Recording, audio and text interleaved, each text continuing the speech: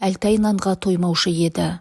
Басы дәу, үрпек шаш, мойны қылдырықтай, шүңірек көз, томбақ ауыз қара бала болатын.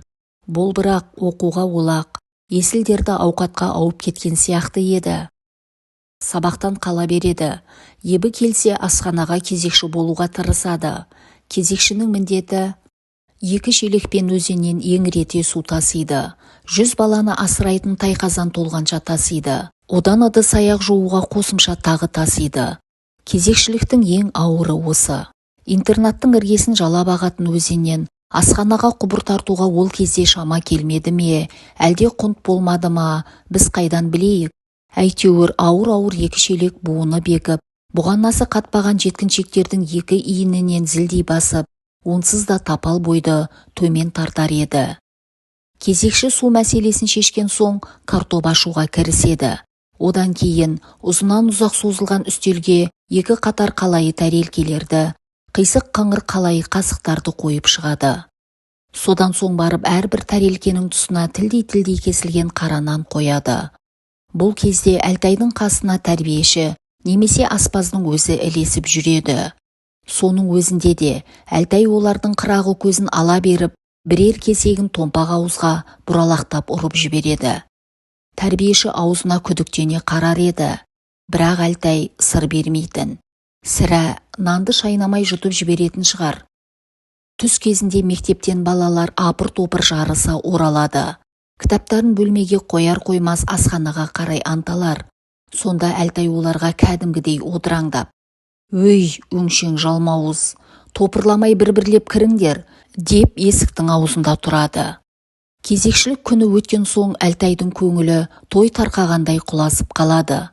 Интернаттың әшмішкідей нормалы нанын місе тұтпай, қоңқылдап, сабақ біткенше әрең шыдайды. Кейде соңғы сабақтан қашып кетеді. Жол-жөнекей драм театрға соғып, қандай спектакль жүретінін, қандай контрамарка болатынын біліп алады. Интернатқа келе сала ас үйден бір түйір картоп сұрап алып, оны ойып мөр жасайды. Кітаптың қатырма мұқабасын кесіп картопқа сия жағып, мөрді картонға мұқият басады. Сөйтіп, әрбір контрамарканы нанға айырбастайды. Театрға барушы талапкерлер табылады. Аш қалуға бейіл, бірақ Қобыландыны, Қыз жібекті көруге құштарлар, Құдайға шүкір, бар. Театрдың қызметкерлері ойын соңында контрамарканың соншалықты көбейіп кеткеніне таң қалысады. Нанды қиып, театрға барғандар спектакльден қайтып келгенде қарындары ашады. Ұйықтаған соң қарынның ашқаны білінбейді, дейді. Әр нәрседен хабары бар қара шайхас болады. Онда шуылдамай тезірек жатайық, дейді балалар. Балалар ұйқыға кетеді. Бір бөлмеде 10 адам жатады. Бәрі әскер балалары, бәрі де ауылдан келген. Облыс орталығында соғыстан соң жаңадан ашылған интернат пансионда жатып оқиды. Майданнан әкесі қайтпағандар, соғыстан ағасы келмегендер, аш қарын ұйқыда түстерінде ауылдың нарт қызыл қара табананын көріп, тамсанып жатады. Осы кезде Әлтай басын көрпемен жауып алып, нан жейді. Біреу естіп қоймасын деп, дымын шығармауға тырысады. Контрамаркаға айырбастап алған нанды тауысқанша ұйқы жоқ. Бір күні Әлтай әшкереленіп қалды. Сәттіғұл дейтін бала оның түнде нан жеп жатқанын біліп қойыпты. «Полундра!» деп Сәттіғұл айғай салсын. Балалардың бәрі үйі өртеніп бара жатқандай орындарынан сасқалақтап, атып тұрсын. Не боп қалды? Әлтай нан жеп жатыр. Нан? Нан деген сөзді естігенде ұйқы шайдай ашылады. 7 түн ішінде таң атып, күн шығып, 10 жетімнің тар бөлмесіне нұр шашырағандай болады. Нан деген сөз алыстағы ауылдан апаң келіп тұр дегенмен бірдей. Айында жылында ауылдан апаң бір келгенде кіші қалта талқан, бірер таба нан әкелер еді. Іні қарындасыңның аузынан жырып әкеп тұрғаны есіңе түскенде талқан тамағыңнан өтпейді-ау. Сәттіғұл барып Әлтайдың үстінен көрпені жұлып алады. Әлтай қақпанға түскен қасқырдай ақсиып, айбат шегеді. «Бер бізге де», дейді Сәттіғұл. Басқалар бұл кезде Сәттіғұлды үнсіз қуаттап анталап тұрады. «Неге берем? Өзімдікі», деп шаңқ етеді Әлтай. «Жоқ, біздікі», дейді Сәттіғұл. «Контрамарканы қайтар, сонда берем», дейді Әлтай, енді қайтер екенсің дегендей. Контрамаркаң жалған, сені ол үшін соттату керек. Жалған документ жасағаны үшін соттайтын заң бар екенін білмейсің бе? Дейді Сәттіғұл. Онда сол контрамаркамен ұдайы неге өзің театрға кіріп жүрсің? Сені де соттау керек. Өлсем жастығымды ала кетермін, деп Әлтай қасарысады. Бірақ өзінің кінәсі басым екенін сезіп жаси бастайды. Нан қалған жоқ, әйтпесе не көрініпті, беремін ғой, өле жегенше бөле же деген ғой. Өй, сен мақалдамай шығар бері, қалған жоқ деуін қарашы. Балалар, шамаданын ашыңдар, деп бұйырады Сәттіғұл. Әлтайдың панер тақтайдан шағын чамаданы бар, аузында жұдырықтай құлып тұрады. Әлтай өз меншігін қорғамақ боп кереуеттің астына ұмтылады. Бірақ еңгезердей Сәттіғұл оны төсектің үстіне атып ұрып, тырп еткізбей қол аяғын басып жатады. Атаңа нәлет, қодар, дейді Әлтай ышқынып. Босат былай. Балалар театрдан қайтқан сайын ондағы ойынды өздері қайталап, біреу Төлеген, біреу Бекежан болып шыға келетін. Сәттіғұл қодар рөлін ойнаушы еді, содан да қодар атанып кеткен.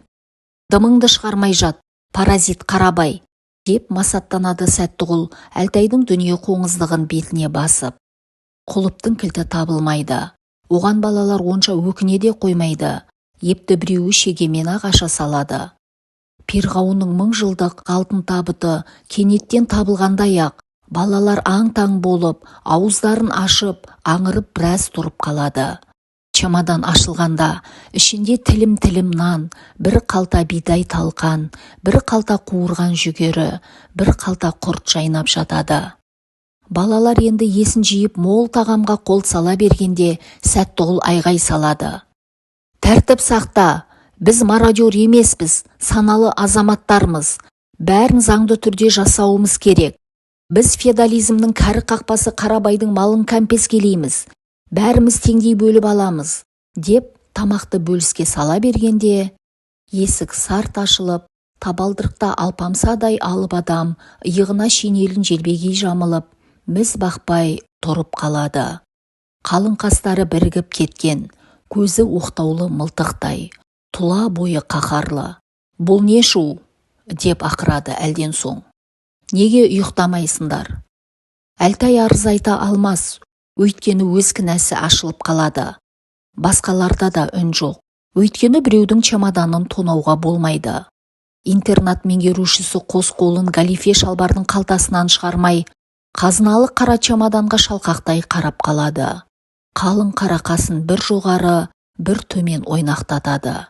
Әлден соң, так, бәрің далаға шық, деп бұйырады. Аулаға шыққан соң асхананың алдында балаларды қатарға тұрғызады. Смирна, деп бұйырады. Сөйтеді де, асықпастан шалқақтай басып өз үйіне қарай беттейді. Кетіп қала алмайсың. Түн ортасында тікеңнен тік тұрғанда оңай емес. Балалар күңкілдеп Сәттіғұлды кінәлай бастайды. Сен болмағанда тып-тыныш ұйықтап жататын едік.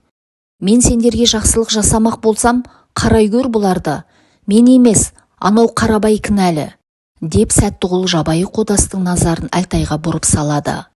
Әлтай енді бір табын сиырдың ортасына түскен қасқырдай болады.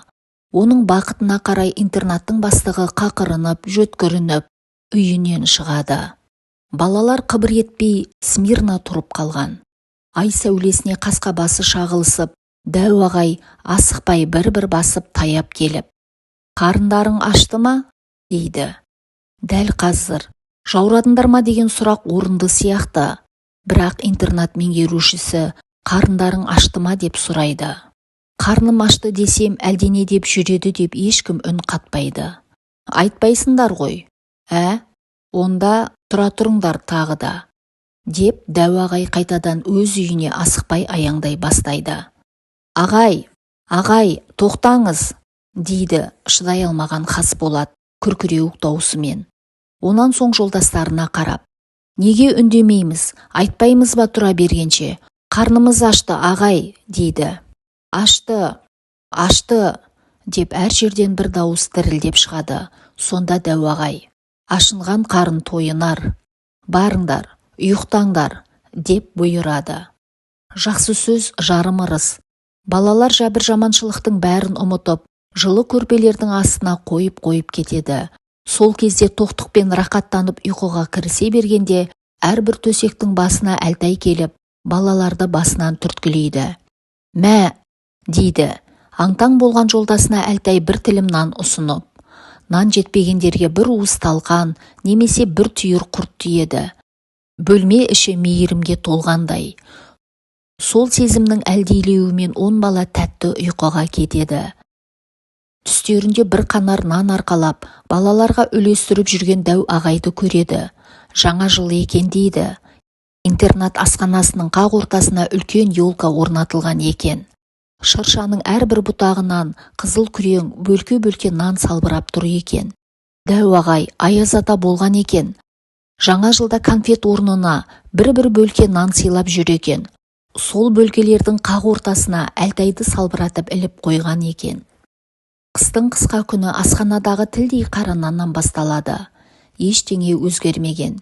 Әлтай бүгін кезекші емес. Содан да қабағы салыңқы. Кезекші болмаған күні мектепке барар жолдағы нан магазинін қалайда бір сүзіп өтер. Магазинші сары әйел ұдайы ашулы болады. Әлтайдың карточкасы жоқ екенін біледі де, «Бар, айда!» деп қуып жіберетін. Бүгінде мектептен қайтқанда шыдамай, қабақтың тұсына тоқтамай өтпейтін маскүнем құсап, Әлтай нан магазиніне қалай кіріп кеткенін өзі де білмей қалған. Кіруін кірсе де, сатушы қатын ұрсар ма екен деп қипақтаған. Бірақ сары әйелдің жүзі жарқын, қабағы жазылған. Сақ-сақ күледі. Күледі де пештен жаңа шыққан жып-жылы нанды күндегідей тілдей етіп тілмей, бөлкесімен беріп жатыр. Карточкаға емес, ақшаға беріп жатыр. Магазиннің іші нанға тіреліп тұр. Жарықтықтың иісі жұпардан 100 есе артық. Әлтай интернатқа алып ұшып жетіп, асханаға кірсе, күндегі тілдей тіліктердің орнына жарты бөлкеге жақын дәм қойылған екен. Ал қарындарың тояды енді. Карточка системасы жойылды. Нан молайды. Сендерді нан күнімен құттықтаймын, деді интернат меңгерушісі. Бұл 1947 жылдың 16 желтоқсаны еді. Әлтай сонда әлгі нанды жеп тауыса алсашы. Әшейінде бұралақтап ауызға бірақ асайтын асты тауыса алмай, тойды да қалды. Мен бұл кезде қызметке баратын, жолда Астанадағы ең үлкен нан магазині бар. Ешқандай жұмысым жоқ. Тамағым тоқ болса да, әлгі магазинге анда-санда бір кіріп шығамын. Нанның сондағы түр-түрі ай. Қазақтың таба наны дейсің бе, Украинаның қара наны дейсің бе, қалалық ақ бөлкелер дейсің бе, кірпіш нан, дөңгелек нан. Магазиннің іші жып-жылы. Нан иісі ана сүтінің иісіндей. Осы магазиннің тұсынан өткен сайын интернат есіме түседі. Әлтай қазір аудандық оқу бөлімінің бастығы, ғылым кандидаты, Сәттіғұл ірі совхоздың директоры. Мен болсам, жиі ойға қалам. Іргесін боз өзен жалап жататын интернат болмағанда, интернаттың бір тілім қара наны болмағанда, біз осы дәрежеге жетер ме едік? Кім біледі? Нұр жаусын саған, интернаттың қара наны.